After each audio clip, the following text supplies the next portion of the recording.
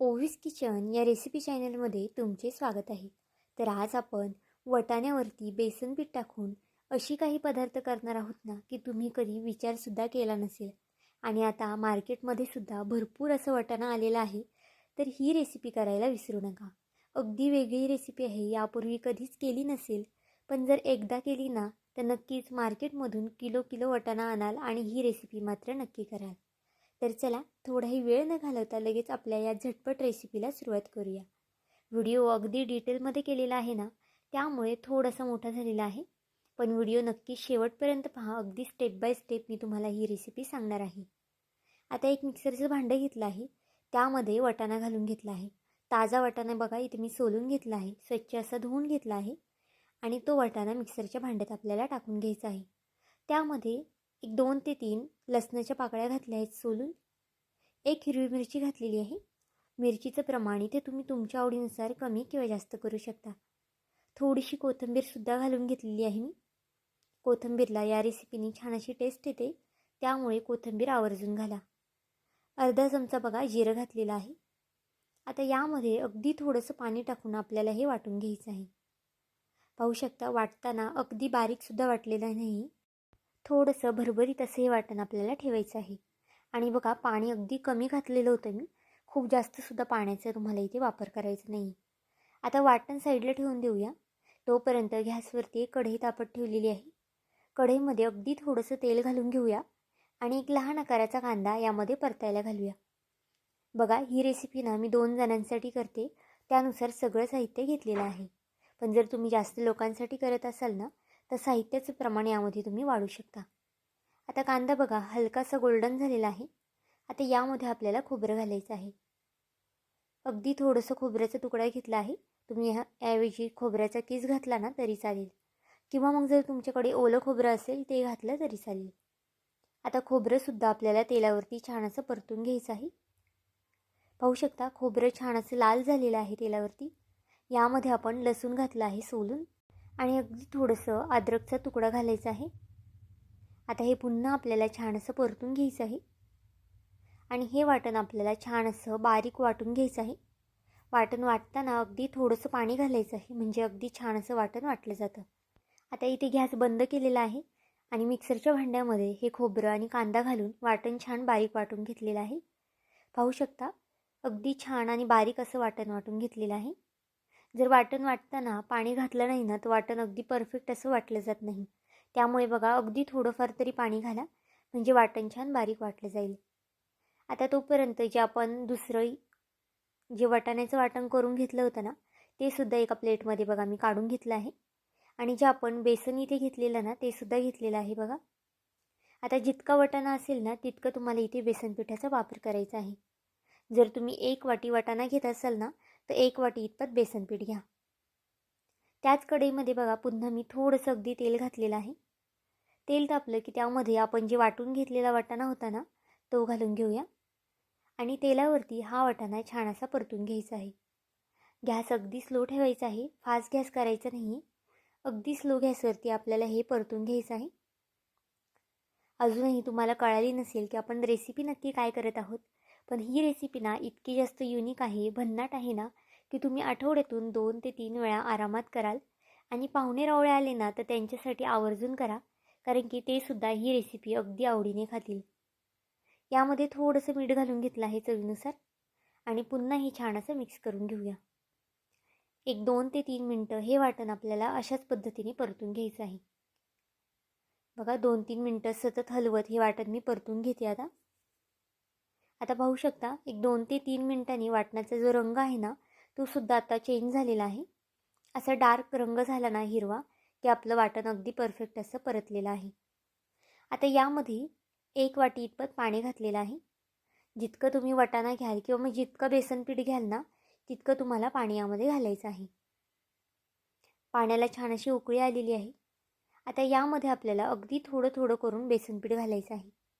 पाहू शकता, बेसन पीठ घालताना इथे मी एकदमसुद्धा बेसन पीठ ओतत नाही. जर तुम्ही एकदम बेसन पीठ ओतलं ना, की त्याच्या अगदी भरपूर अशा गुठळ्या होतील आणि मग इतकं व्यवस्थित हलवता येणार नाही. त्यामुळे स्लो गॅस करून अगदी थोडं थोडं बेसन आपल्याला यामध्ये घालायचं आहे आणि सतत हे हलवत राहायचं आहे. गॅस पाहू शकता, कुठेही फास्ट वगैरे करायचं नाही. जर तुम्ही गॅस फास्ट केला ना तर यातलं पाणी अगदी पटकन शोषून घेईल आणि मग आपलं जे बॅटर आहे ना ते अगदी पटकन घट्ट होईल. त्यामुळे अगदी स्लो गॅस ठेवायचा आहे आणि स्लो गॅसवरतीच हे आपल्याला छान असं मिक्स करून घ्यायचं आहे. पाहू शकता, सतत हलवत छान असं मिक्स करून घेऊया. त्याच्या जितक्या गुठळ्या तुम्हाला मोडता येईल ना तितक्या गुठळ्या यामध्ये तुम्ही मोडून घ्या.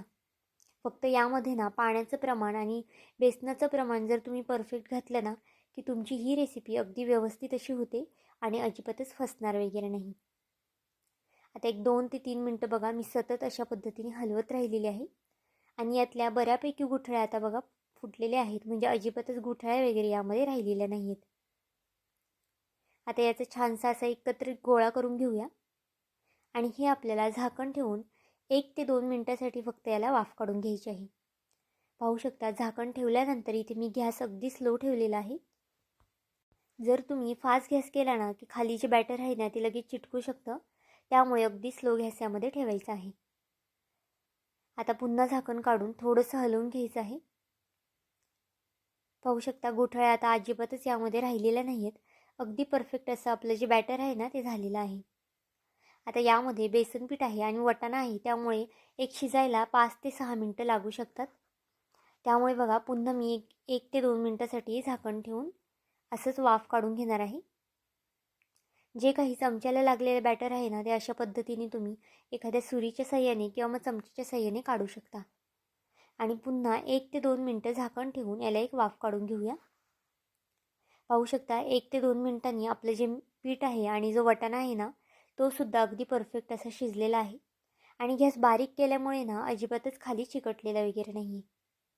आता गॅस इथे बघा बंद करून घ्यायचा आहे. अगदी व्यवस्थित असा एक गट्टी गोळा झालेला आहे.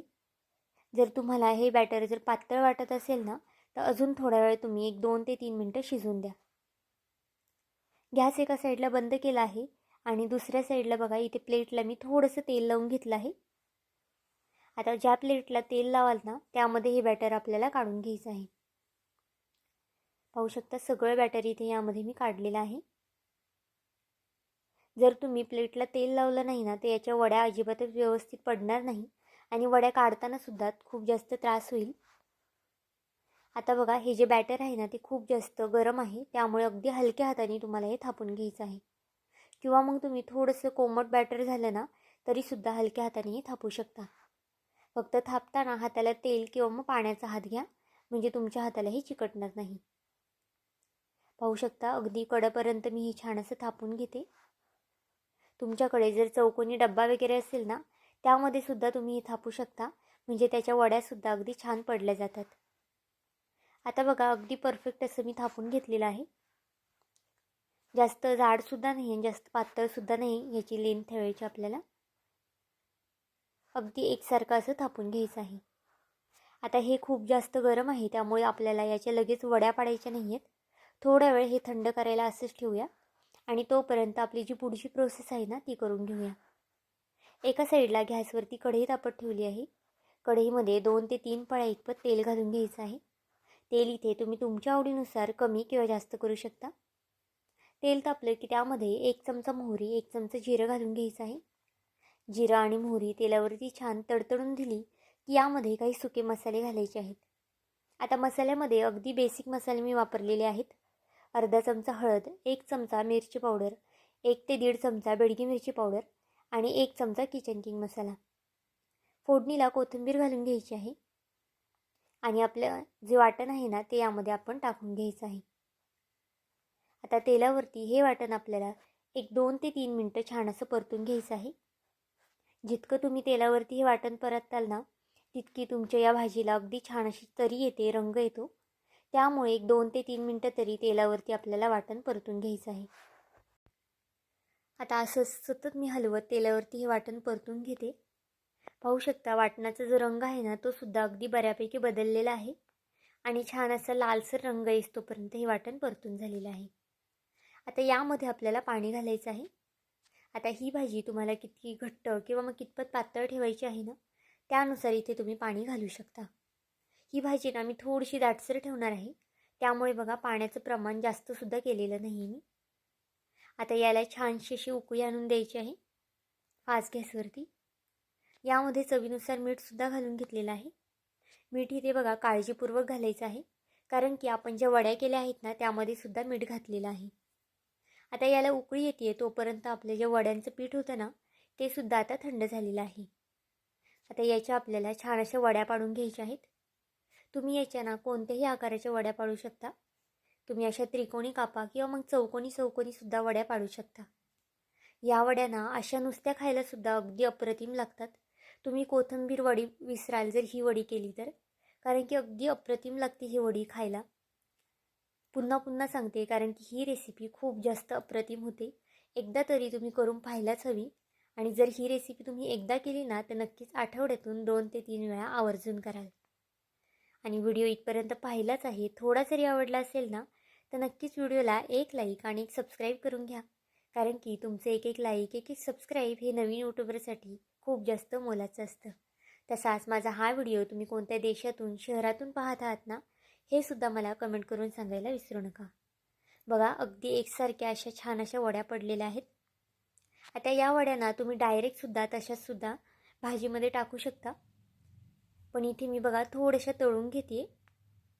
तळल्यानंतर या वड्यांना नुसत्या खायलासुद्धा अगदी अप्रतिम लागतात. तुम्ही या वड्या तोंडी लावायला सुद्धा घेऊ शकता किंवा मग अशा पद्धतीने भाजीसुद्धा या वड्यांची करू शकता. अगदी पनीरसारख्या या वड्या दिसतात, पाहू शकता. आता फास्ट गॅसवरती या वड्या आपण छान अशा तळून घेणार आहोत. वड्या तळताना ना शक्यतो गॅस फास्टच ठेवायचा आहे. जर तुम्ही स्लो गॅसवरती वड्या तळल्या ना तर त्या खाली चिटकूसुद्धा शकतात किंवा मग तेलसुद्धा पिऊ शकतात. त्यामुळे बघा वड्या तळताना अगदी छान फास्ट गॅस ठेवायचा आहे. आणि छान असा गोल्डन रंग आला ना या वड्या आपल्याला काढून घ्यायच्या आहेत. या वड्या तुम्ही स्टार्टरमध्ये सुद्धा देऊ शकता, कारण की अगदी अप्रतिम लागतात. कोणाला कळणार सुद्धा नाही की या वाटाण्याच्या वड्या केलेल्या आहेत. अगदी अप्रतिम चवीला लागतात. सॉससोबत खा किंवा मग नुसत्या खाल्ल्या ना तरीसुद्धा खूप जास्त छान लागतात. आता सगळ्या वड्यांना या तेलामधून छान अशा निथळून काढून घेऊया. आणि ज्या बाकीच्या उरलेल्या होत्या ना त्यासुद्धा इथे मी तळून घेतल्या आहेत. बघा आपल्या कालवणातसुद्धा छान अशी उकळी आलेली आहे. अगदी बारीक गॅसवरती उकळी आणून द्यायची आहे. आणि ज्या आपल्या वड्या तळून झालत्या ना त्यासुद्धा आता यामध्ये सोडून घ्यायच्या आहेत.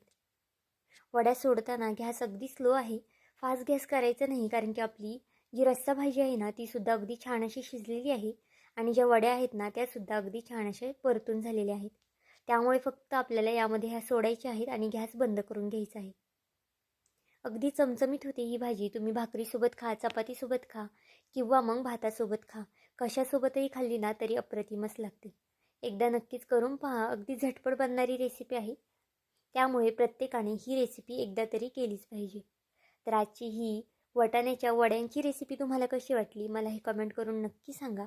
आणि चॅनलवरती नवीन असाल तर चॅनलला एक लाईक आणि एक सबस्क्राईब करायला विसरू नका. पुन्हा भेटूया आपण अशाच एका नवीन व्हिडिओमध्ये. तोपर्यंत बाय.